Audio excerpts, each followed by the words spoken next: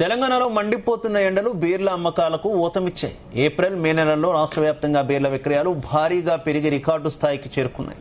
గతేడాదితో పోలిస్తే ఈసారి సుమారు 4 కోట్ల బీర్లు అదనంగా అమ్ముడవగా మొత్తం విక్రయాలు 14 కోట్లకు చేరినట్లు సమాచారం.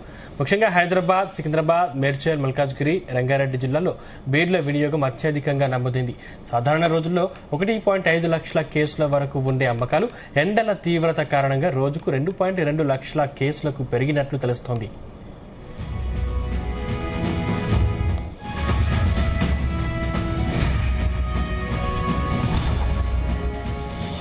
ఇక బీర్ల విక్రయాలు పెరగడంతో ప్రభుత్వానికి ఎక్సైజ్ ఆదాయం కూడా భారీగా సమకూరింది.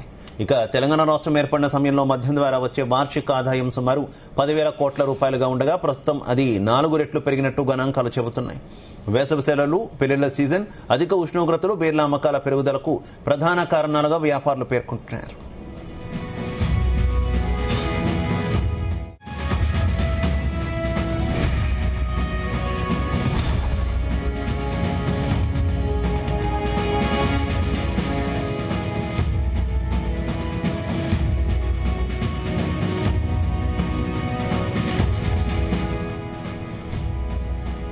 తెలంగాణలో మండిపోతున్న ఎండలు బీర్ల అమ్మకాలకు ఊతమిచ్చాయి. ఏప్రిల్ మే నెలల్లో రాష్ట్ర వ్యాప్తంగా బీర్ల విక్రయాలు భారీగా పెరిగి రికార్డు స్థాయికి చేరుకున్నాయి. గతేడాదితో పోలిస్తే ఈసారి సుమారు 4 కోట్ల బీర్లు అదనంగా అమ్ముడవగా మొత్తం విక్రయాలు 14 కోట్లకు చేరినట్లు సమాచారం.